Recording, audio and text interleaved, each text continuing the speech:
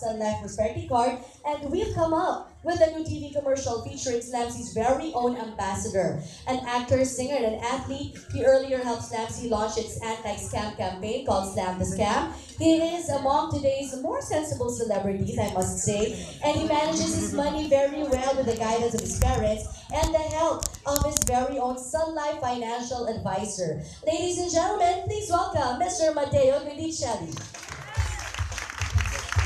Sensible. Wow. Good evening po sa inyo lahat. Thank you very much for coming this afternoon. Sensible? Ano po ibig sabihin ng sensible? Thank you very much po for coming. Wow, let me say some stuff before I introduce you to the really nice commercial we worked on a few months ago. You know, first off, I'm very, very honored and privileged to represent a fantastic brand, fantastic company, fantastic family, Sun Life, and their new asset management. And you know, before I endorse a product, before I enter a family of a different company or a different company, I always want to believe in what I endorse, what I get into. It doesn't matter how much they give me, all this stuff. What matters is if I believe in the product. And there's three things I really believe in. One in life, that we have to be patient in everything we do. It's just like in racing, in show business, things don't happen overnight. You know, if you want to get famous, it doesn't happen overnight. It doesn't happen after a week. It doesn't have to happen after a year. It really takes hard work. You know, actually this year I'm celebrating my 10 years in show business. And I have a concert in November. But then, it's really patience, you know. Every year sometimes I get frustrated with what I can do, what I can't do, and all that stuff. But it's always a learning process. Every single day, every week, every teleserie, you learn from it. Working with different artistas, different directors. You know, it's always a learning progress. It's just like investing your money. Diba? If you invest your money today, it's gonna grow maybe in a year, 2, 3, 4, 5. But the sooner you invest, you can get more money in the future, diba? So it's always better to invest earlier as possible. So I joined Sun Life I think 2 years ago or a year ago. I wasn't endorsing it to Sun Life, but my family gave me an insurance with Sun Life. Second, I think having professional guidance is very, very important. In triathlon, I have a coach. That's how I improve. You know, the busy schedule we have in show business, I cannot train like all these other professional triathletes. If I do, I might get injured, I might get hurt, and I'm never going to finish the triathlon. So I have a coach to professionally guide me to not get injured, you know, to have the proper way in improving myself. Just like what I have here in Sun Life. We have a Sun Life financial advisor, which they're very, very professional. They know what they're doing, and they're going to make your money grow. Right? Right? Right. Third, like I said, if I believe in the product, I become part of the product and I live the product, kumbaga. So I believe in Sun Life and I want everybody to experience what I've experienced and what I'm going to experience with them. So I love the product, I love the company, and I hope you guys try and spread the word because this is something very, very nice. It's for every Filipino. We can start with just 5,000 pesos. Me, I was talking to Sir Don kanina. I have a triathlon team, but it's not just a team. It's a sports foundation that not everybody knows yet. I just opened the foundation last year. So much paperwork. It was crazy, but it was successful. I have 15 athletes. Around 8 athletes are all 100% supported by our foundation. 4 and 4 is the foundation. And our main goal is just to, you know, to support grassroots athletes in the Philippines. Talagang athletes that cannot support themselves, we support them. Kumbaga. So, you know, things like that. So, guys, are you guys ready? Yeah. This is cool. Open your eyes. I'm gonna close my eyes kasi nahiya ako. Ladies and gentlemen, this is the Sun Life Asset Management brand new TVC. Enjoy it. You're singing like that also. Sabihin sino yung girl dyan.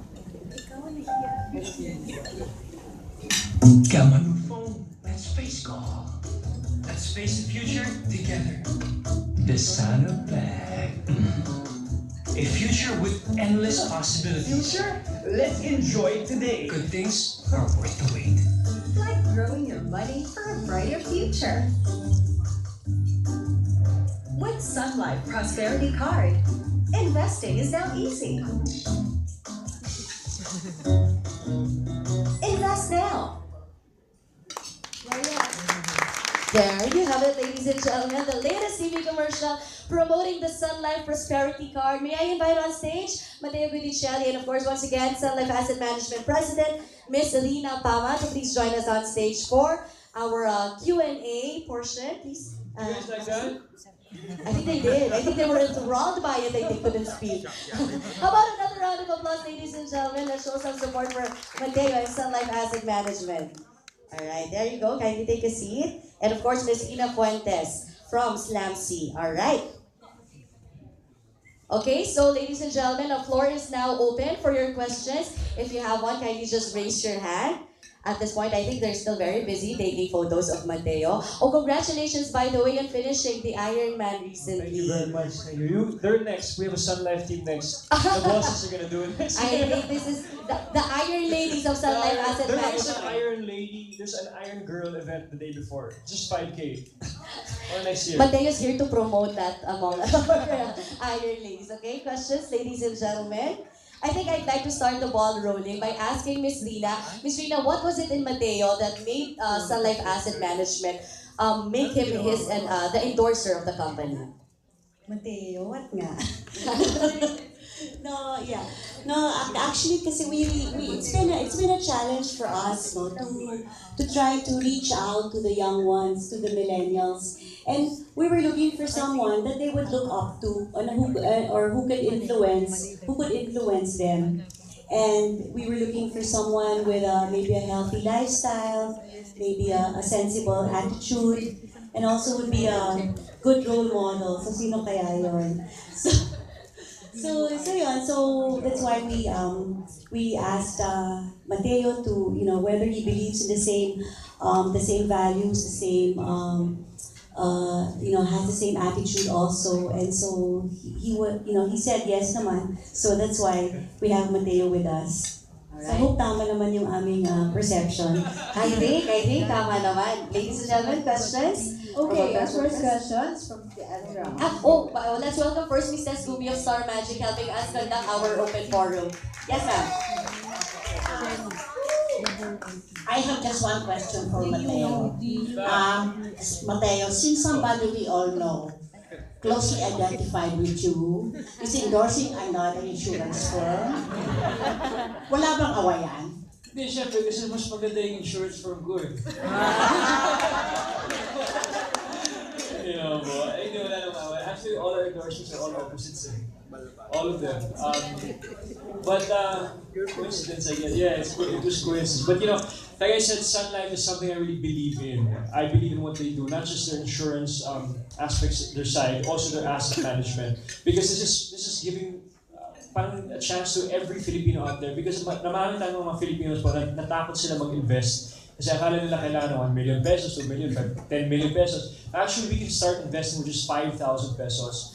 And we can make it grow from there. So we have a card. Just get the card, 5,000 pesos. Every month you can dagdag pera and everything. And you have a financial advisor to how you want to invest your money. So it's very realistic and very open to everybody. Between the two of you, who is the better endorser? I have to be honest. No, Siyempre siya. No, I just try to be honest with everything I do. Siyempre, realistically speaking, she's a great endorser. She's a great role model to youth and everybody. She's hands down number one. Me naman, I don't know what number I am, but I am just honest with what I do, and I believe in the products I endorse, and they're just not endorsements to me. They're more like a big family and a lifestyle to me. Right?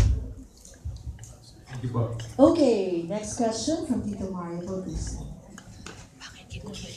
Hi, Metteo. Ay, ito Mario. Nakakapa na naman ako.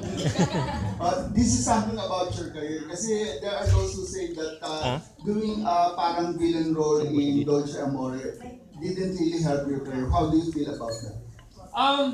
I enjoyed it. I enjoyed it every minute of it, every second of it. Actually, I dedicated my whole Dolce Amore to my grandfather that passed away last year. It was his dream for me to have a teleserye in Italian. Sabi ko sa kanya, hindi mangyayari yan dahil sa Pilipinas tayo. Pero hindi ko alam kung paano nangyari, pero nangyari. So, But the role, I love the role, you know. Nagulat ako when they presented it to me na magiging masama ako kasi dapat hindi ganyan eh. Dapat good boy all the way, ganyan, etc. But I was happy also that they added a different twist because I've never showed that on TV or movies. So, you know, I'm happy naman. I'm happy with what, you know, with how the role brought me. Na-enjoy ko naman. Kahit araw-araw may bashers ako. Pero masaya naman kasi okay naman yung feedback nila eh. Kahit may bashers, in the end, nung namatay ako, naawa sila. Kasi wala ako. So masaya din. Kasi nagbibida ka na, di ba? You played with roles and all of a sudden, you showed something, a different side of you, somehow. Yes po, I think it was different. I wanted to start doing more juicier roles. The projects I want to choose, I want to do, the endorsements I want to pick, I want them to have substance and meaning to each and every one of them. Kumbaga. And isa pang sabi, your performance daw sa Iron Man was not that really as expected because Sarah was not there. How's that? Yun din.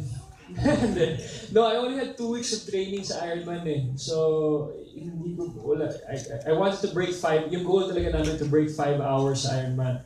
Pero yung natapos ko 5 hours and 30 minutes. Okay na, but sana next year ma-break namin yung 5 hours. It was better than last year also. But masaya naman yung Ironman. So, hindi naman pala dapat sisihin si Sarah. Sisihin din natin konti. Thank you, Bob. So, what's next for you after Dolce Amore? In your movie, what will you do? When is your concert? What is the title? Who will you be with? Wala akong teleserye or movie right now, but we're finishing up single sa Cinema One po. Yeah. I have another TV show, it's called Wheels by Philippine Star also, it's an ABS-CBN Sports and Action. And we're also preparing for the concert, my 10-year anniversary concert sa Waterfront in Cebu, November 18. Wala dito sa Manila? Cebu muna po. Kasi doon ako nagsimula, so ginawa ko sa Cebu muna. The title is Metteo, Made in Cebu. So Sir Louis Ocampo is our musical director and Roel Santiago is my director. Yun po. November 18. Punta kayo, mama. Promise na. Bigyan ko na naman yung ticket, kayo bahala sa plane ticket.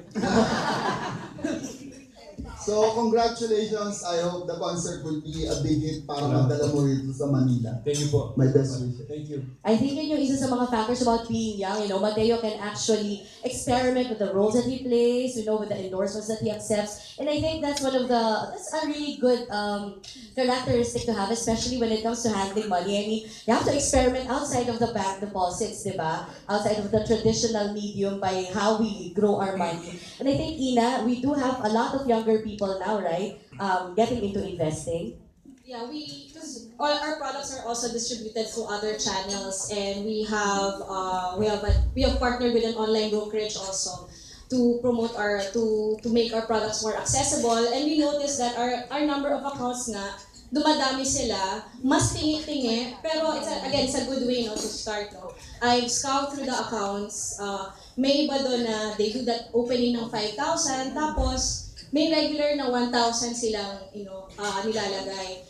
Rina mentioned earlier a program that we recently launched sometime in July. It's called Auto Invest. So essentially, it's just your systematic investment program. So if you have an account with BDO, you can enroll your account with BDO with us, and then we can deduct an amount, like say as low as 1,000 pesos.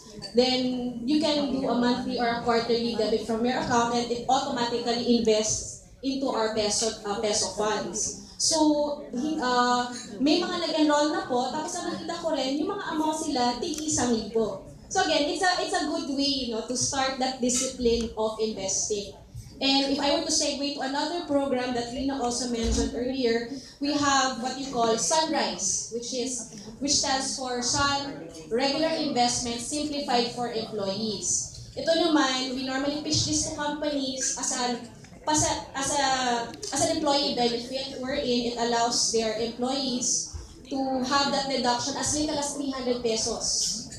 Salary deduction po siya, and then yung 300 pesos na yun, pinupool together with all the other employees, and it's invested in the Sunlife Prosperity Funds as well. So yes, we do have a lot of programs that cater to developing that discipline of investing, and it attracts more customers, younger ones in general, and we're very happy that they're picking up on these ideas already. And I'm sure with Mateo's help, it will spread even wider. Alright? Kaya ko na dito si Metteo. Exactly. Kaya ko namin siya I can actually vouch for that. Oh, I started diba? Prosperity Card last year. It earned 600 agad. And then I added 1,000 every month. So, I think si Miss Tessa ang next endorser natin. we're done. Actually po, mas gusto po namin na nakakarinig ng real life experiences. And yes, please to share these experiences with us. And of course, with your readers as well. Because again, we need to help each other spread that news of starting your financial journey as early as you can. And it's Hindi not kasi scary. siya ma-earn sa bank ng ganun kalaki. Not that much, Yes, diba? that much. It has its, of course, banks have its purpose, diba? I mean, meron siya for emergency para you can access it like right away. Pero to grow your money, pang future mo naman yun. Yes. Next Okay, question. next question from Miss G. Juliana. Siyempre, to be a credible endorser, you have to have financial savvy, diba? So, how may we know just how prosperous Mr. Metteo Guidecilli is right now, and how many like what businesses do you have, or Wow. How many zeros? Sakit naman ako dyan. No, but this year has been a life-changing year for me. I've started to say to myself, okay, I have to make decisions talaga on my own. I really have to think. Actually, 2 years ago, I have to think about my future talaga. So this year, 7 months ago, I opened my first restaurant in Cebu. And it's doing really well. It's called Trattoria de Gianni. It's an Italian restaurant. So that's when I opened, and my sister's managing that. This year, a few months ago, I just opened my first production company. It's called Big Bang Productions. So we make. I have 2 other partners. We make videos and like concert events and mga stuff, mga short clips. And slowly but surely, I don't want to rush anything, but I want to think about the future very properly. so is this in preparation for Everything's in preparation for that. So in the near future, perhaps. Hindi ko pa alam, ma'am. Okay, thank you. Thank you, ma'am. Thank you, Miss G. Okay, who's going to ask the first question again? And the next question, Rose Garcia. Hi Metteo. So, parang among the young actors ngayon, we could say na isa ka dun sa, kung sakali man dumating na yung time na settle down and all, you're very much ready. I have so many dreams to fulfill first. There's so many things I really want to complete as me and my own as an individual, kumbaga.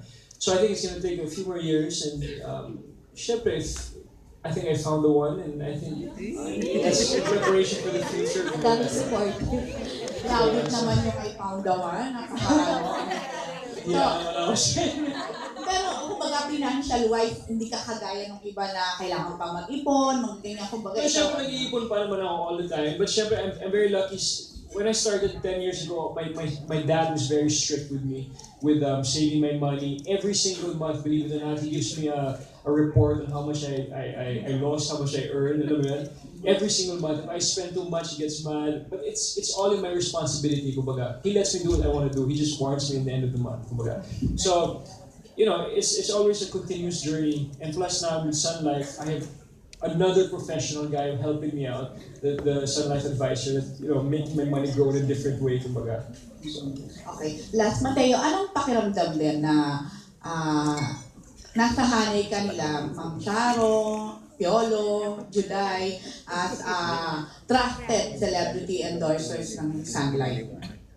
I feel very honored. I feel very humbled, nagulat ako eh. When I didn't know it was Piolo, Juday, Ma'am Charo that's going to be in the commercial. I really didn't. You guys didn't tell me eh. Nagulat ka na ako. Nag-shoot kami ng commercial. Sabi ko, ba't ang iksi ng part ng commercial? Ang bilis ng commercial nito ah. Nung nakita ko, ang dami, nakita ko muna sa Philippine Stars, sa mga papers, wow, ang dami naman, hindi lang biro yung mga kasama ko, di ba?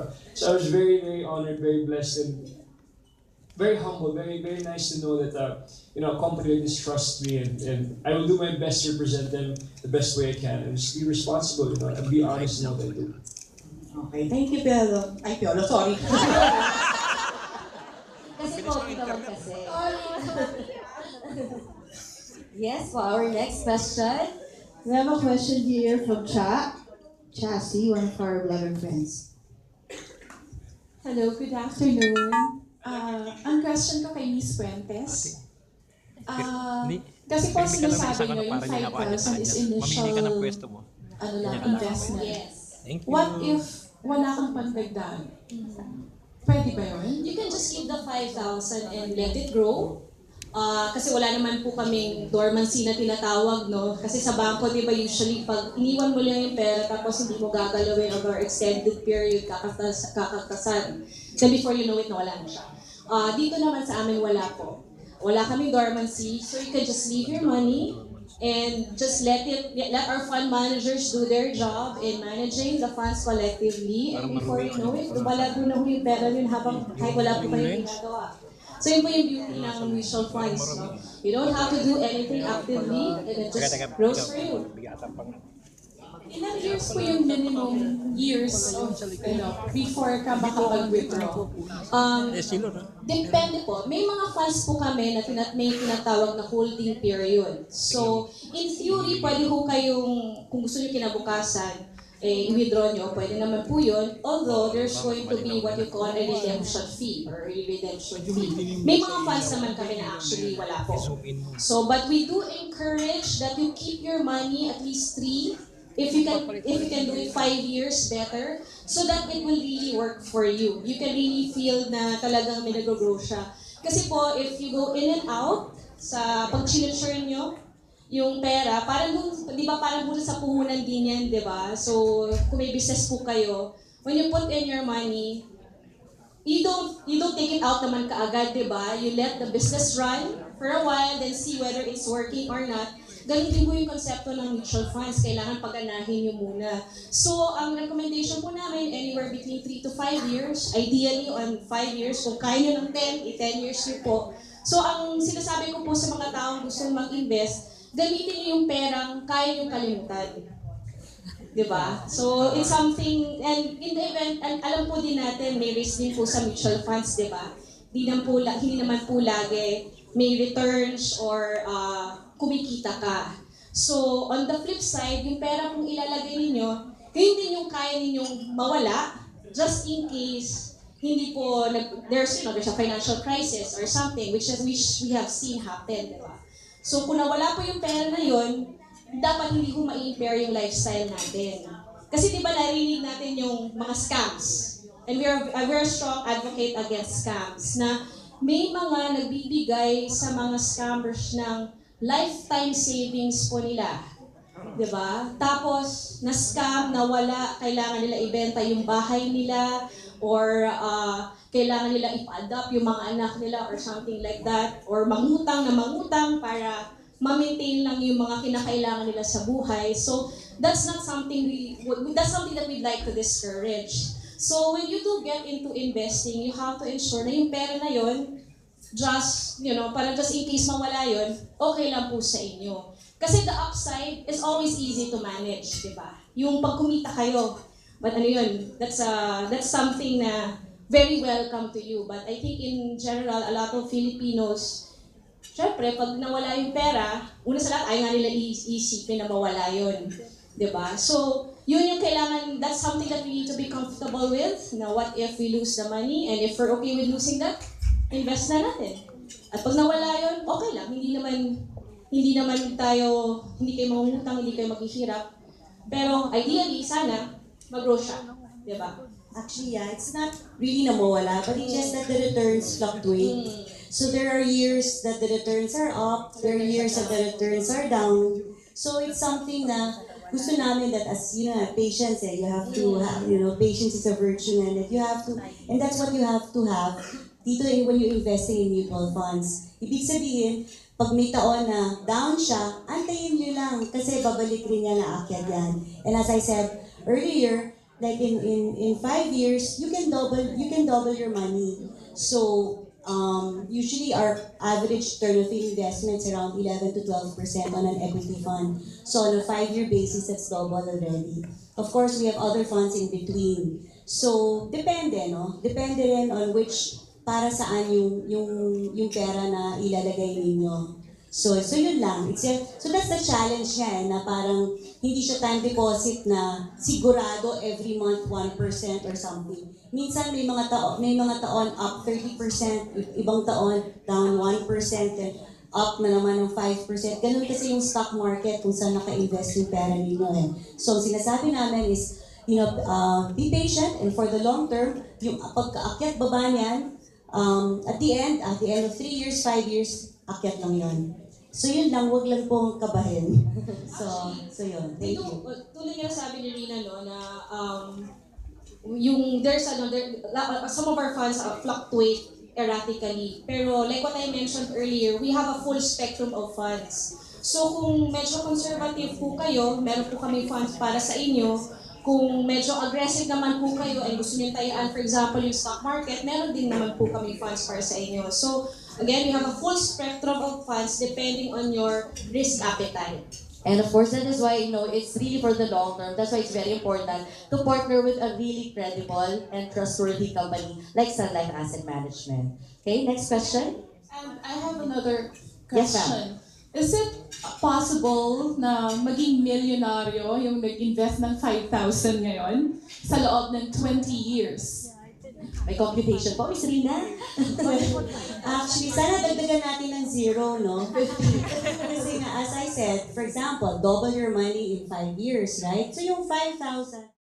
So dapat, dagdagan pa natin ng ibang 0 kung 50, di ba? So, Because it's 200. Yeah. Or yun nga, try auto-invest. So let's do it 5,000 pesos monthly or 5,000 pesos quarterly, and hitting 1 million would be easier rather than, di ba, nasa isang ano lang. Possible pala. Oh, why not? Yes, any more questions? And Yes, kay ma'am. Mateo, di ba nag-i-invest ka na dati sa stock exchange ba before? Just insurance, ma'am. Sun Life Insurance. This is my first time to invest in asset management. Okay. So you started also with the 5,000 or syempre more? I do have a prosperity card, yes. And I did, but I did, right? Technically, yeah, I did. So that's in preparation for you and Sarah. Lagi tayo na uuwi dun Money for life. Money for Sarah. Sarah is life. Okay, we have a follow-up question from Regina.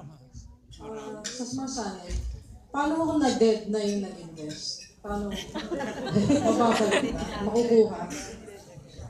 Actually, if you get any of our insurance products, when the insured passes away, it passes on to the beneficiary. If it's under a mutual fund investment naman, since it's not an insurance, it goes to the estate of the insured. So, that's the regulations in the country right now. Yan, assured na po, meron tayong isang kliyente. Reggie po naman later. Okay, next question. Miss Mercy. Miss Mercy. Good afternoon po. Kay Metteo, 10 years ka na pala sa showbiz. Anong mga naging changes in 10 years bago pa dumating ang chases kami ni President Duterte? Maraming changes yan, ma'am. But I think the biggest change in my career just happened maybe 3, 4 years ago. That's when I said to myself, Metteo, you need to start making decisions for yourself. You need to start choosing your projects more carefully, not just your projects, but your endorsements, the things you do in life. Because we're all not getting any younger, diba? We're all growing, we need to think about the future, kumbaga, diba? So everything, down to my projects, down to my endorsements, even to my sports, and any life decisions I make, I think about it twice, kumbaga. Kung with sunlife ba, masasabi mo ba na always shiny ang love life niya ni Sarah ngayon mo? Siyempre ma'am, walang 100% na love life, diba? May mga up and down din. Just like you're investing your money, diba? But in the end of the day, 100% masaya at Approved tayo dyan. So, okay naman. Saan na? Saan daw? Sige, salamat ah. Salamat na. Thank you. Thank you, Tito Mers. Next, we have Bernie Franco from PEP. To our executives, how much assurance can you give the possible clients that their money can be safe? Kasi while listening to you now, naging interesado rin ako. Tapos you talked about baka biglang mawala. Parang, syempre to people like us, biglang it's alarming eh. So, how much assurance can you give people na it's safe to invest when it comes to prosperity card? It depends on which product that you take, no? So, we have many products to choose from, and depende kung gaano ka kakabado. So, for example, if you're the type who is, who gets nervous with the fluctuations of the stock market, we have products that are very conservative, like the money market fund, the bond fund, the government securities fund, which you could be satisfied with. Like for example, the money market fund, it's really a very, very safe fund in the sense that it's very steady in terms of the return. But yun nga lang, sometimes it might be considered low. It's like between 1.5% to 2%. Whereas there are very aggressive funds, like for example, our equity fund, which is invested in the stock market, which yun nga, the fluctuations can be very vast, no, very wide. So what we do is that pagka hindi namin kayo hinahayaan. So before you make any investment, we go through a financial planning session with you. We examine your goals, look at your financial situation, what you can afford, what you can put away, what should be your emergency fund, so that we will be with you as you make your money grow. And of course, there are times when markets change, or when your circumstances change, which is why we have this initiative of the Money for Life, to make you realize that there's really different needs for every stage. So we go through that with you so that we can adapt your financial plan to your goals as you go through life. Siguro to add to what Rina has said, Sun Life has been in the Philippines more than 120 years, the asset management business for about 16, and our funds are being managed by professional fund managers. Siguro sa next press con natin, imbitahin natin yung CIO namin kasi pogi din yun. Kasi pogi ni Metteo, so that he can also discuss with you naman, investment options, etc. on a more in-depth level. But going back, we've been in the country for a very long time. Tulad ng sinabi ng presidente ng Sunlife Financial sa Pilipinas, si Riza Mantaring. We've been through 2 world wars, nakailang presidente na po kami, nandito pa rin po yung Sun Life. So it is the testament of a commitment to the country and to the Filipinos. At kaya po namin ginagawa itong mga programs na to, at Money for Life at the Prosperity Card, so that we'll be able to help in nation building. Diba? Helping every Filipino start their journey towards financial freedom. Alright. Thank you. Hey, Metteo, can you reveal how many financial plans you have with Sun Life? Kasi, if I'm not mistaken, last year sinabi ni Piolo, he has 8. Can you reveal? I only have one pa lang. I'm not like Piolo yet. So what policy and then he's invested in Sun Life Asset When Management? you're in have kids, then you are not good, right? Right. We talk about growth here, and we've seen, Metteo, we've seen how much you've grown not just as an actor, but also an athlete. How do you influence Sarah to grow as a person also? Kasi currently we see how much how much growth that she achieved. How do you influence each other? It's funny because I was talking about this. We were in Japan. I was with Yen Constantino. We were in Japan over the weekend, and she says, "How do you do this? How do you separate work from your real life?" Because she's married now, diba? I said, I think it's very, very important to have a life outside of the business, outside of work. So I have my sports, I have my family, I have my friends, and I have my other little businesses outside of show business. So I separate these things. I always try to tell my friends and Sarah also that it's very, very important to have a life outside of the business. You know, it's nice to go to the beach sometimes, just out of the country sometimes, just for yourself also. You need to have freedom in your soul, in your mind. You can't always be stuck with one thing because I've realized through the years that this world is so big. There's so many things we can see. There's so many things we can do, and we shouldn't be stuck to do one thing only, and we shouldn't be stuck to only do this. There's so many things out there. So I always encourage them to do other things. Just go, have a free spirit, and just live life to the fullest. Kumbaga. That makes sense. Yeah, that makes sense. Pang-kiliting tanong lang, what do you like to see her do next? I mean, she done pole dancing, culinary course. I thought She's been doing it. Very Metteo. Wag naman muna. But she's been doing a lot. She's been doing pole dance. She's been culinary, and she's been doing a few things, many things. We climbed mountains. We're gonna climb more mountains, literally and figuratively. No, but I just encourage her to just open her life, to not just work, but to life, to enjoy her life, because she's already 28 and she deserves it. And I think all of us do. We have to enjoy life. Thank you, Metteo. Thank you, po. Okay, before I give the mic to Janice, we have a question here from Mars. Thank you for listening. Hi, Matty. Fan ako ng singles. At sinuwan.